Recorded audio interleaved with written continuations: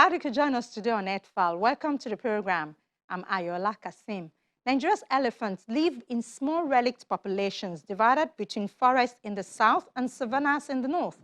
Experts say the fragmentation of the elephant range is an inevitable consequence of increasing human population, agriculture, and settlement in the country. To many, maintaining a balance between protecting nature and providing for themselves is a big ask. But then, the question is of what importance is elephant to us? In search of answers, we'll start today's episode of Earthfile with our visit to one of elephant habitats in Ogun State. Do stay with us. Rangers at the Earthfile Camp in an early morning drill.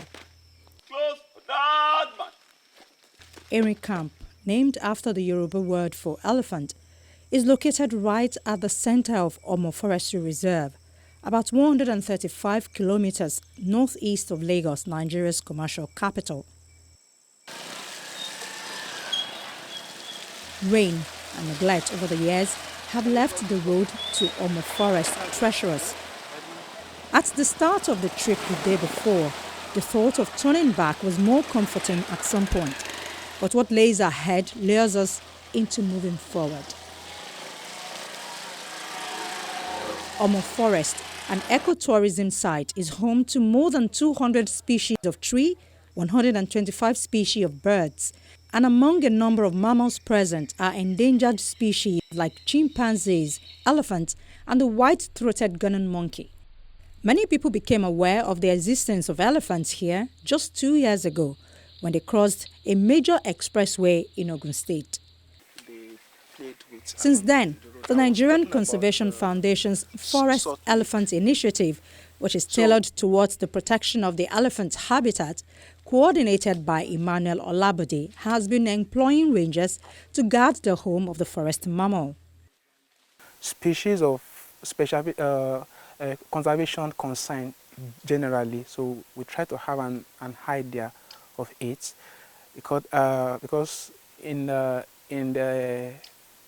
every conservation setting, we can use a particular species to protect others. It can be as an umbrella species or a flagship species. So in Homo, we have other animals that are of conservation concern too, but we are using the elephants to protect them all. The first task for the rangers today is to set up cameras to monitor the elephants as well as the biodiversity of the forest. One of them is Sunday Abiodun, a former hunter and logger who was employed in 2018. He says he's proud to be a ranger. If I continued killing them, the animals may not be many in the forest. This was why I stopped hunting, so that my children may know the animals.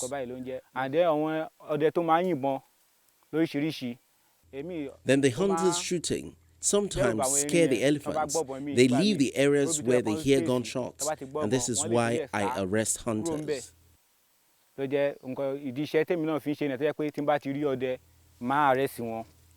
And I am happy that since I started this work, I have peace of mind. I can sleep as I like after coming back from work, unlike before, when I was sleeping during the day when others were leaving for work.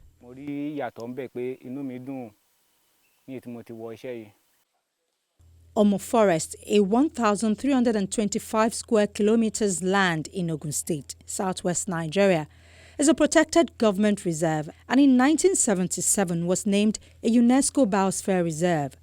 This also makes it a learning area for the promotion of solutions which reconciles the conservation of biodiversity with its sustainable use. But for those doing the conservation work, it is a tough task. Human activities are destroying the forest, making the flora and fauna here disappear faster than they can replenish. Done with setting up the monitoring cameras, the rangers are taking our crew to Baoku Camp, where a young man was killed in 2018 by an elephant. Few minutes on the road, Sunday, who leads the group, stopped. He has spotted a footprint. Fresh elephant footprint. So when elephants are moving in the forest, and they come across jeep track like this kind of road, they often take advantage of it to go a little bit further along that road before they now branch off.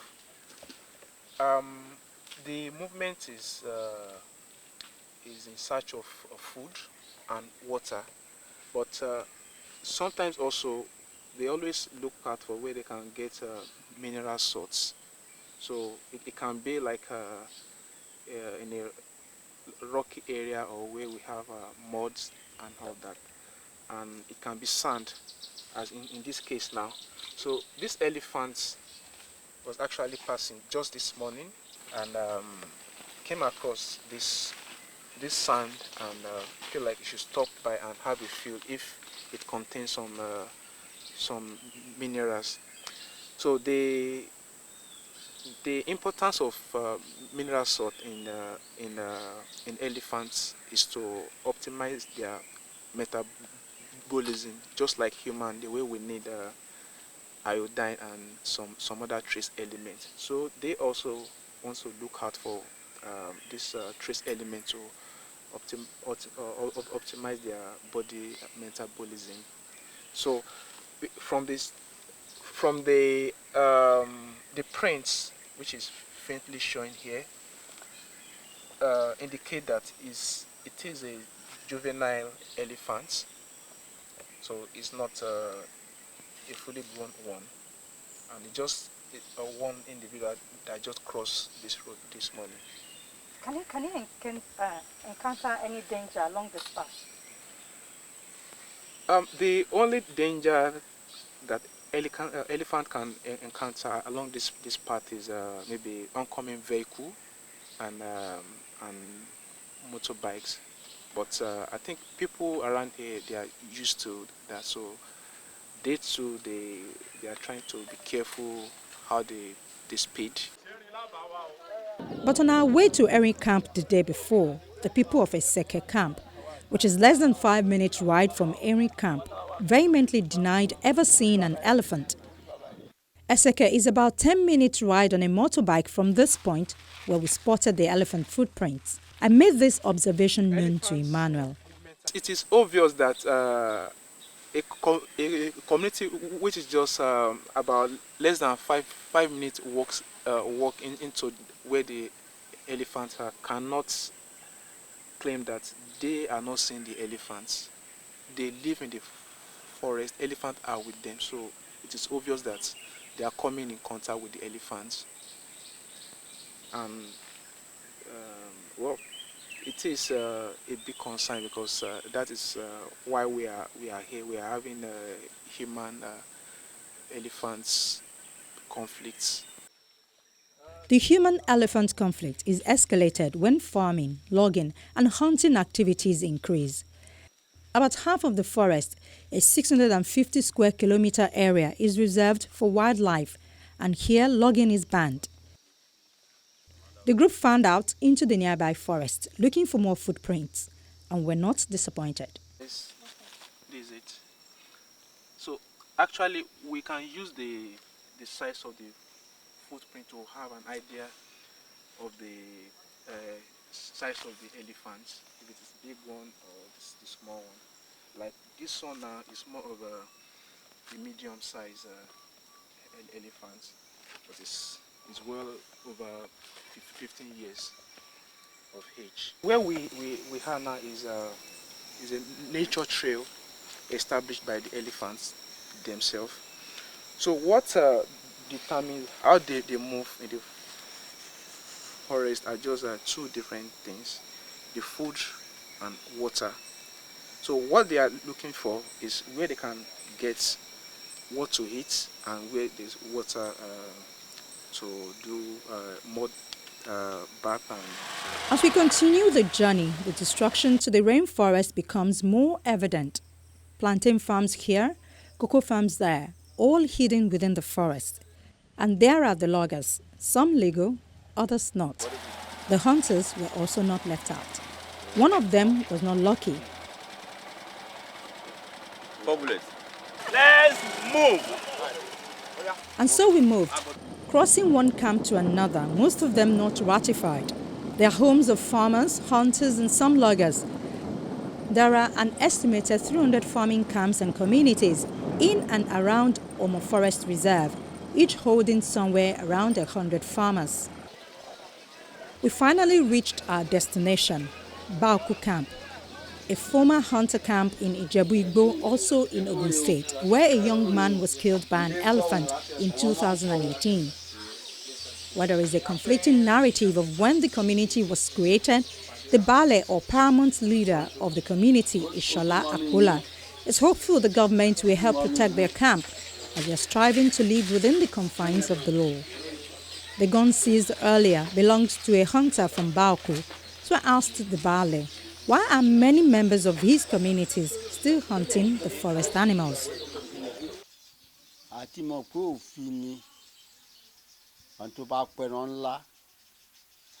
We know it's against the law. The last time someone was arrested was around 8 years ago, and he is not from Ijebu-Igbo. Since then, we haven't heard anything like that.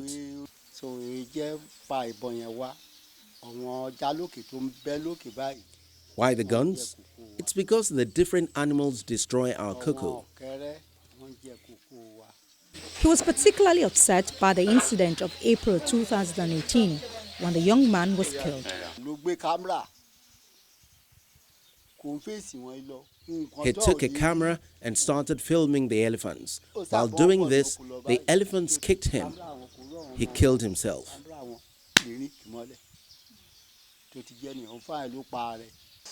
The people of Baoku, on their part, have started planting trees they hope can help save the forest. Olusoji Oshintokin is one of the community leaders and a farmer. He's one of those driving the efforts of the people here to protect the forest by planting more trees. But they have their own challenges. When they told us that as we are killing wood, that any animals will not get any places to live. And they told us, they give us order that time. Then we begged that anything we government said we should do, we shall do it. Then that is why we started planting all these things. I think you see, since many years ago, I've been doing it every yearly. What type of trees do you plant? We planted tipos and melina. Are you planting the trees that are originally from here? No, formerly we bought from some at Baoku Ministry of Forestry. We bought many there. But after, when they said there's no seed that time, we do buy it from Osun State. Between 2001 and 2018, Omo lost more than 7% of its tree cover, according to a satellite data from the University of Maryland. In 2019, the university recorded more than 2,000 deforestation alerts, most of which occurred in May and June. This is happening despite Nigeria's Conservation Foundation's efforts. Since April 2018, the NCF has been campaigning for the protection of the forest. By so doing, they are saving the home of the elephants in Omo Forest Reserve. Many have become rich exploiting the forest, and they are not willing to give it all up. Corrupt forestry officials have been blamed for the continued illegal logging going on within Omo. More so, the numbers of rangers patrolling the entire area are not up to 20. They are outnumbered and not adequately equipped for the protection of the forest. Some of the elephants moved to Itasin village in Ijebu East local government area of Ogun State. Some believed the elephants simply moved home. We were told that elephants were in Itasin in the 1940s, but they were never protected, which led to their relocation to Omo. The Itasin forest has been logged repeatedly without management plan, and as a result, less than 30% of the natural forest remains. Meanwhile, a group of conservation-minded nature lovers have formed the West Africa Biodiversity Conservation Trust to create a 3,750 hectares wildlife sanctuary within Itasin forest. Philip Ventura, the project coordinator of Omo Wildlife Sanctuary of the African Nature Investors Foundation, is also coordinating the Itasin Community Wildlife Sanctuary project. A Belgian who has been in the country for around 4 decades got interested in conservation work after he heard of the 2018 event when elephants crossed the Lagos-Ore-Benin Expressway. Elephants are supposed to have their own area where they are safe, but people are just going inside the forest, cutting down trees, I've seen it with my own eyes, Indian hemp. People are doing bad things to this nature all the time. And yeah, the elephants, they feel threatened, they feel bad. Another reason why is it that all of a sudden these elephants from Omo went back to Itasin where they had left more than 60 years ago? Well, there's a lot of mining. There's a quarry on the north of Omo that was so loud. It's a granite quarry. With all the explosions, elephants feel it. And that's also one of the reasons why they started leaving and they went down south. In the genes of Itasin appears not to have learned from the sad event which happened in Baoku in 2018. They still pursue the elephant with their mobile devices. Will help the locals that are there and make sure that they can live happily without disturbing. You see, humans can live with wildlife together. They can live like hand in hand, and there won't be any problem. A herd of hundreds of elephants returned to northeast Nigeria, where it is at risk from Boko Haram jihadists and in conflict with villagers who are trying to sow their crops. The Elephant Protection Initiative says the elephants, thought to number about 250, initially appeared in northeast Nigeria in December 2019, before returning to neighboring Cameroon and Chad a few months later. It was the first sighting of elephants in northeast Nigeria since the Boko Haram insurgency began a decade ago. Elephants once ranged from the tropical swamps and rainforests of the south of Nigeria to the savanna in the north. But a combination of poaching, human-elephant conflict, and deforestation from logging for timber and expanding agriculture have diminished these populations.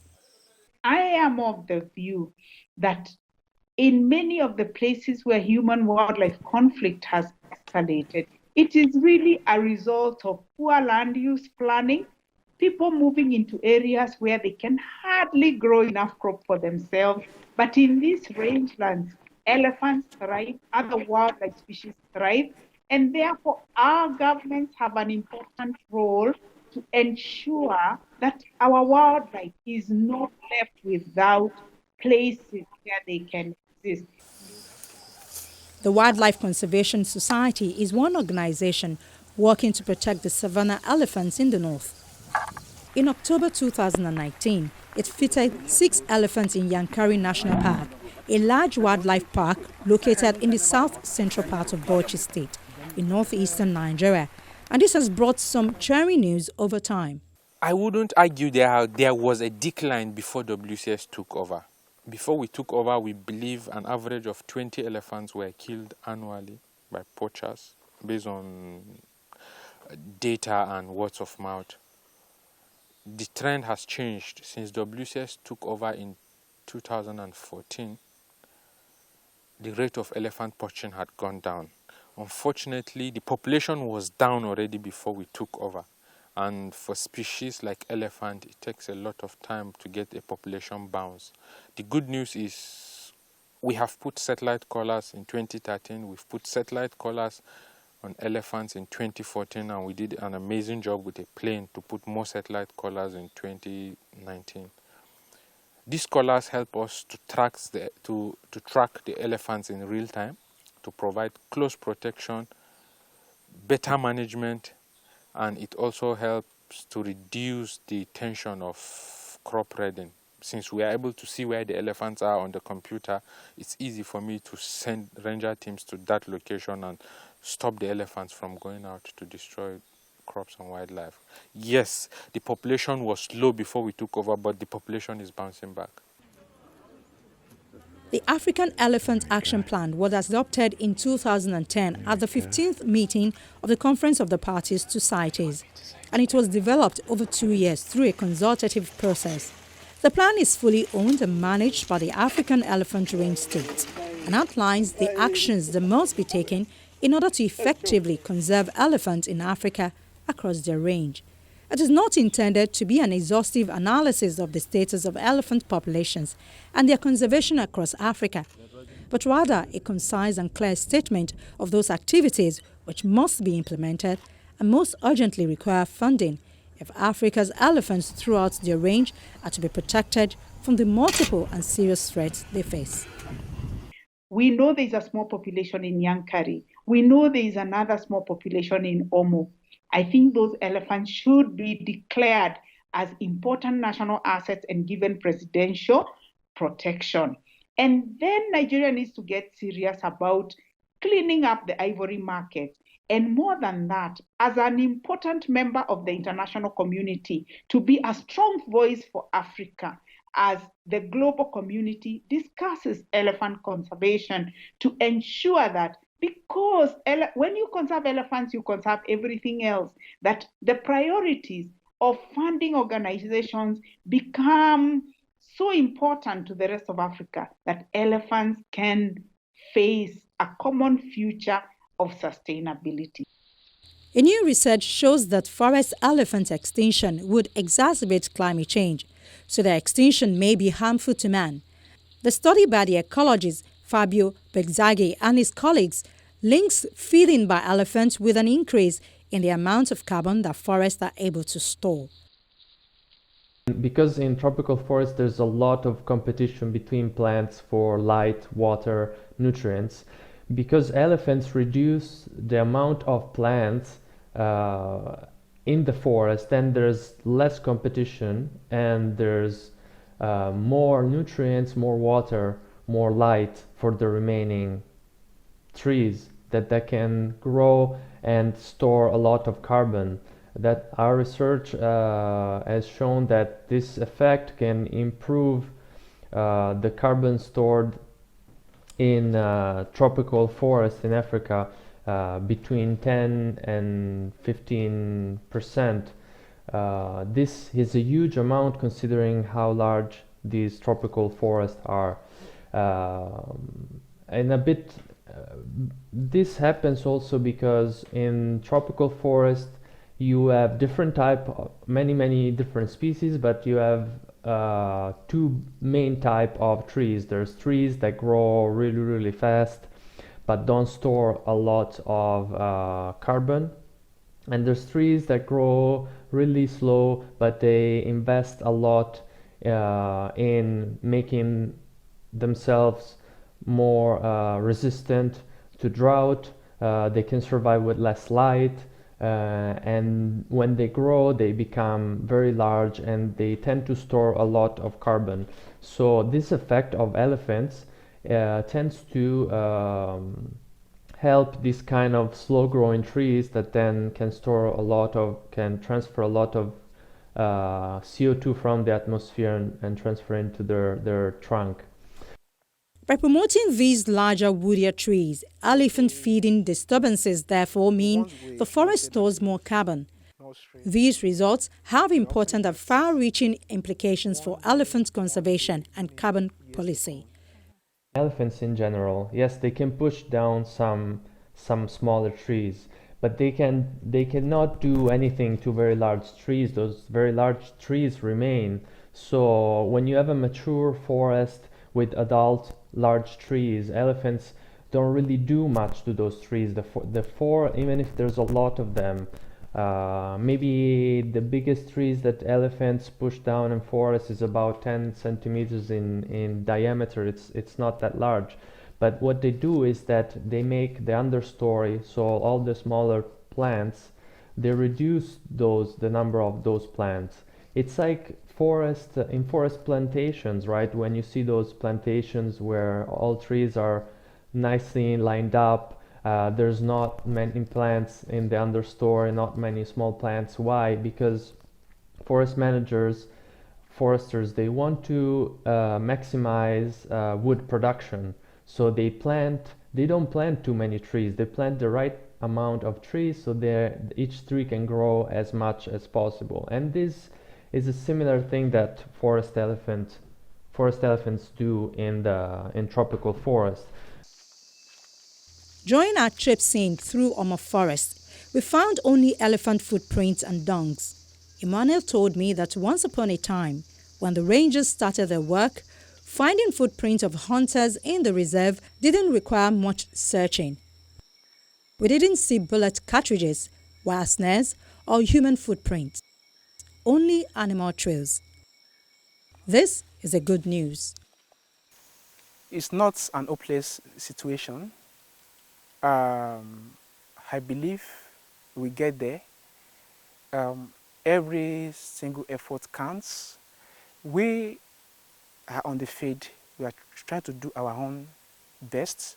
The government too, they are trying to address this issue, and so other stakeholders too. So if we can have a common understanding and we try to fashion out a definite way to go about it, I think we have the desired results. For now, the conservation efforts in the area need a lot of work to achieve the set goals. Compounding the issue is that communities that surround Omo are allegedly refusing to concede ownership of parts of the reserve to the government. There are reports that traditional authorities are also leasing areas to visiting cocoa merchants and loggers from other parts of Nigeria, who comprise more than 90% of the overall farming population in the area.